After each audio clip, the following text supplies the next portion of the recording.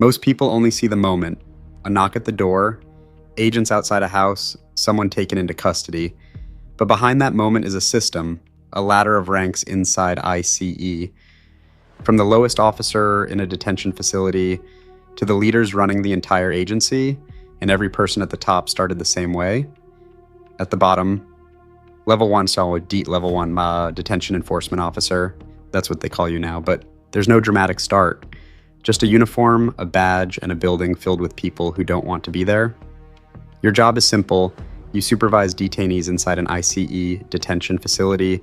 You escort them between housing units and meal lines. You walk them to medical appointments. You monitor doors, hallways, recreation areas. You keep things calm. A typical shift starts early. You pass through multiple locked doors before you reach the housing units. Hundreds of detainees, different languages, different stories, some frustrated, some scared, some angry. Your job is to keep order, you watch for arguments, you step in before a fight starts, you document everything, movements, transfers, incidents. Nothing is small in a detention center. A minor disagreement can become a full unit disturbance in seconds. Most detention enforcement officers earn somewhere between $45,000 and $70,000 a year, depending on location and experience. The dangers aren't like street policing, there are no car chases, but there are fights, crowded housing units, and the constant pressure of working inside a locked environment for 12 hours at a time. For some officers, this is the entire career. For others, it's the first step. You learn procedures, you prove you can handle stress, you build experience, then you apply for the next role. Level 2, deportation officer. Now the job moves outside the facility. Now you're part of enforcement and removal operations. Your job is to locate and arrest people who have been ordered removed from the United States. Every morning starts with a briefing, photos on the table, addresses, case files. Sometimes the person is someone who overstayed a visa. Sometimes they have prior criminal convictions. Your job is to find them. Operations often happen early, 5 in the morning, before people leave for work. You move in teams, vehicles parked quietly down the street, a quick knock on the door. Sometimes the person answers calmly and comes with you. Other times the situation gets complicated. Someone runs, someone refuses to cooperate. Neighbors gather outside filming with their phones. You have to stay calm.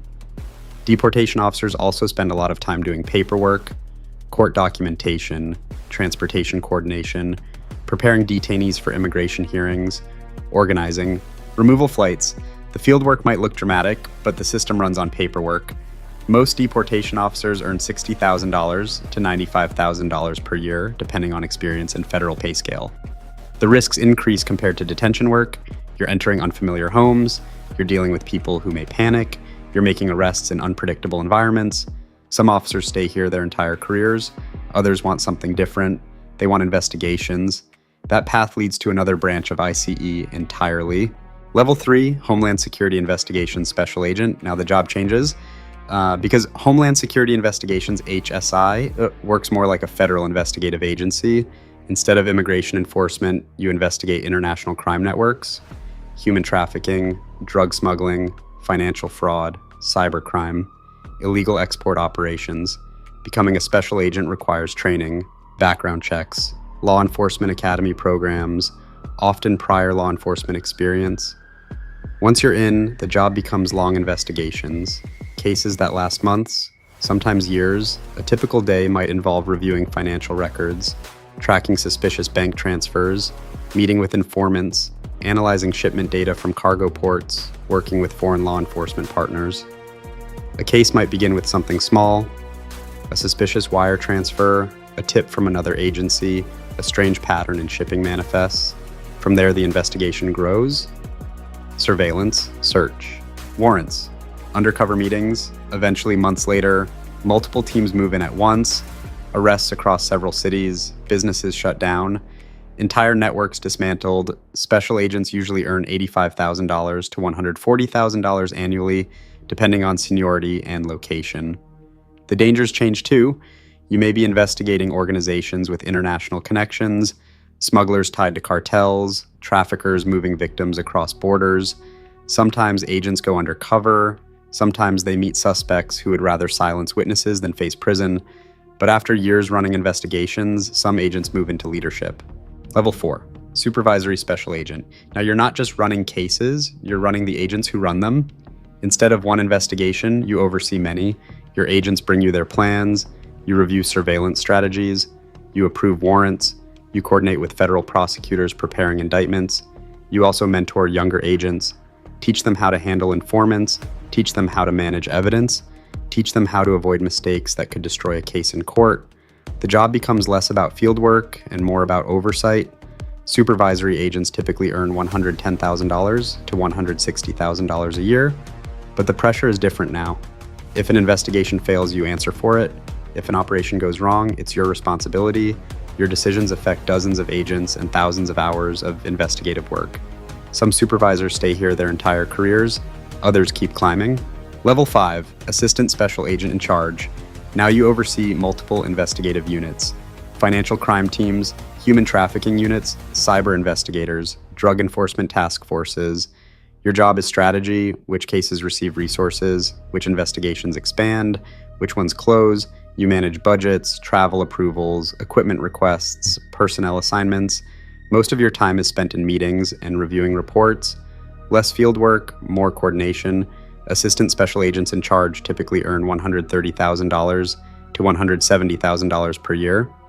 But the complexity increases. Investigations now involve multiple agencies, local police departments, federal partners, international investigators. Your job is to keep everyone moving in the same direction, because one miscommunication can collapse months of work. Level 6, Deputy Special Agent in Charge. Now you're overseeing entire field offices, hundreds of personnel, agents, analysts, administrative staff. Your office manages investigations across entire regions. You allocate resources, respond to major operations, handle crises when investigations suddenly attract national attention. You also serve as the link between field operations and headquarters. Policies from Washington come through your office. Feedback from agents flows back up the chain. Salaries usually range from $150,000 to $180,000. But the pressure is constant. Media attention, internal reviews, political scrutiny. Every major case passing through the region eventually reaches your desk. Level 7, Special Agent in Charge. Now you run the entire investigative operation for a major region, hundreds of agents, multiple states. Major federal task forces. Your job is leadership. You set investigative priorities. You decide which crimes receive the most attention. You coordinate with U.S. attorneys preparing large federal cases. You represent the agency when major operations are announced publicly. Special agents in charge often earn $170,000 to $200,000 annually, but the responsibility is enormous because the direction you choose determines what enforcement looks like across your entire region, which networks get dismantled, which investigations receive resources, which threats receive attention. And above you sits another part of the structure. Level 8, Field Office Director. While HSI focuses on investigations, Field Office Directors run the immigration enforcement side of ICE. Detention systems, removal operations, field enforcement teams. Your office manages thousands of cases, detention capacity, transportation schedules, coordination with immigration courts. Every arrest eventually becomes a chain of logistics, transfers, hearings, flights, documentation. Field office directors usually earn between $170,000 and $210,000 per year. But their role sits at the center of public attention. Every enforcement surge, every detention policy change, every high-profile removal case, all of it flows through their offices.